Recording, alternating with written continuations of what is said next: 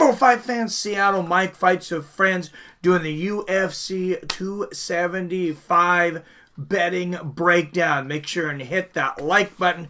If you're not subscribed, now is a good time to take care of that. And don't forget to double tap that notification bell. That way you'll be notified whenever we drop a new video or go live.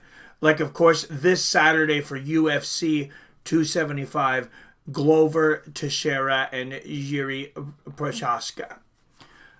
Let's break down this card. There are not as many fights that I'm betting on or would like to bet on as the last fight night card. I'm kind of starting to get the idea that maybe there's more things to cherry pick from some of the fight nights. As you guys know, I've talked about. I'm very particular about my picks. I'm very particular that I don't have to bet every card. If there's no fights that really interest me on a bet, I don't have to bet on that card. I can still give you guys opinions over what I think might happen.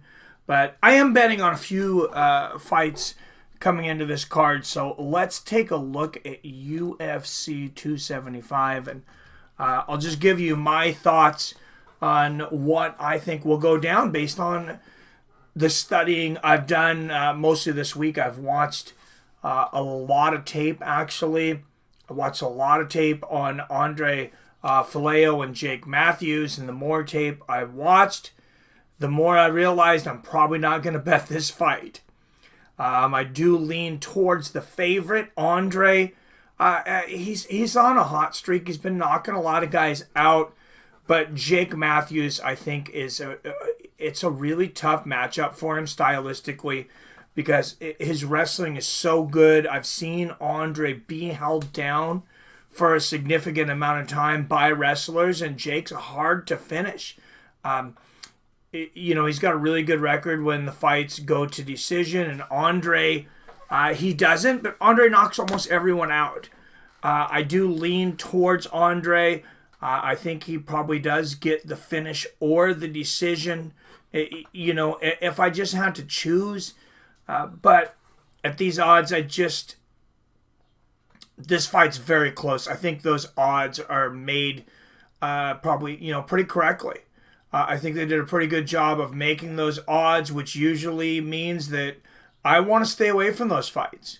I like to bet on the fights where I feel like the odds makers have got it wrong. And I think they're in the ballpark on that one. Brendan Allen, Jacob Malcone. I'm going to be honest with you. I mean, Jacob Malcone, I don't know how much longer he's going to be in the UFC. I thought he lost his last decision. I think it was a split decision, I'm thinking. And I thought he lost it. Brendan Allen, they've been building this guy up, step by step. He's been very active. He did get caught once. He got knocked out a few fights back, but he's been very active. I don't expect that to happen against Malcone. I expect Brendan Allen to win this one pretty easily. Probably knock Malcone out. Sang-Woo Choi, Josh Klaba, if you're looking for some favorites or even something to add to your parlay, I think Sang-Woo's got a pretty good chance of this one. I don't think Josh really does anything in particular that's going to give Choi any big issues. Choi's very hot and cold. It depends on what Sang-Woo Choi shows up, but in front of the Asian crowd there in Singapore, I think he's going to be pretty hyped up by that as long as he doesn't get too nervous in front of that crowd. It'll be a very pro Sang-Woo crowd. But I expect him to finish that one pretty easily and possibly knock Josh Kulaba out as well. Let's go to the main card where I have a few that I'm a little more sure on. Well, one that I'm not as sure on. So let's check Ramazan Ameev and Jack Della Maddalena.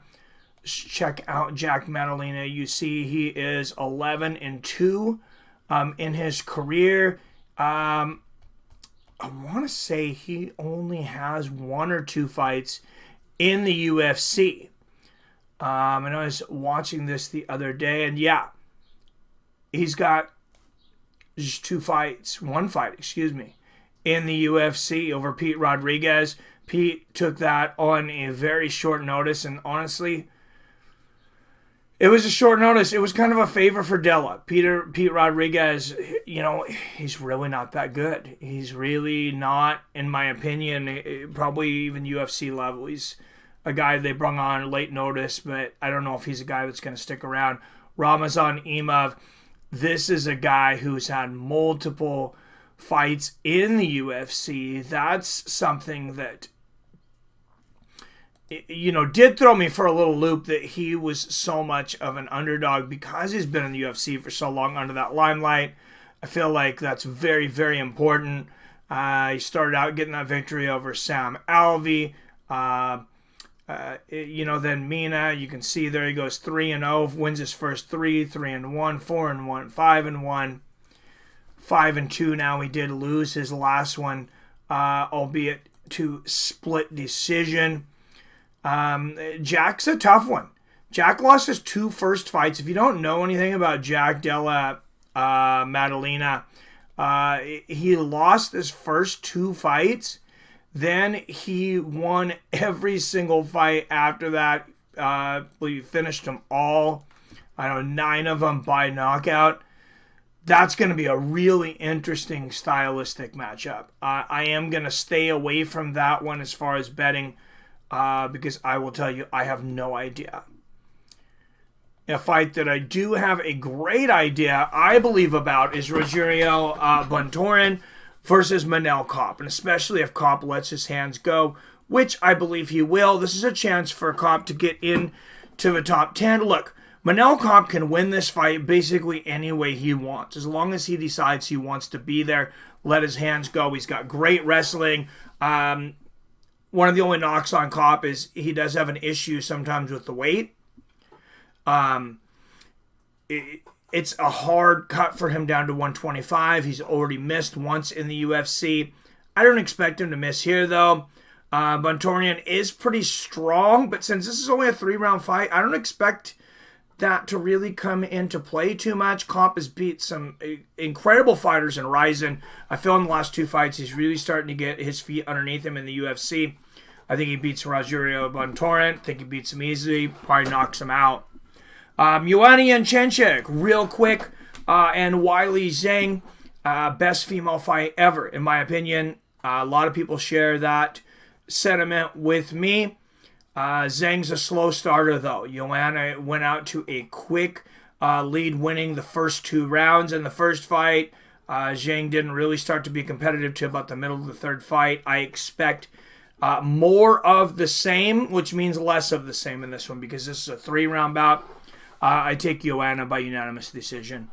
Valentina Schevchenko and Taila Santos. Look, Valentina Schevchenko, she's basically Anderson Silva back in the day. Nobody's beaten her for a while. Taila Santos, I think it's a little early for her to be taking it. She is a very dangerous fighter. I think she has the potential to be a champion. I was actually a little disappointed to see her getting the title shot this early, because it can be hard to get those shots if you don't get it done. I don't think she gets it done here. I do think it goes the distance, though. I'm going to come back to that on a prop bet here in a moment. But Glover Texeira and Jiri Prochazka, all of you guys propping up Glover and betting on Glover, keep throwing your money down, because as much as I love Glover Texeira, Jiri Prochazka is the real fucking deal. And he's going to knock Glover Texeira out. You heard it here first. Jiri knocks out Glover inside of 2. I bet my shoes on it. No guarantees, of course, here, but I know there's not a lot of people that have been real confident to bet against Glover for this one, or really to come out. I'm pretty fucking confident. Guys, and that's where I will go to my prop bets for fights to go the distance. You're going to look at Valentina Schevchenko versus Taila Santos. You got a -120. I do think Santos tough I think she makes the distance. You can basically double your money on that. Weili Zhang versus Joanna, yes, to go the distance. I think that's kind of a no-brainer at minus 225. And this one, it's not going the distance. And minus 500, they're not taking my money for minus 500. Sorry, DraftKings. All right, guys, let me know what you think. UFC 275, we'll be doing it live on Saturday. Let me know what bets that you have there in the comments. Guys, as always, I love you. I respect you. And I'll see your fine asses next time.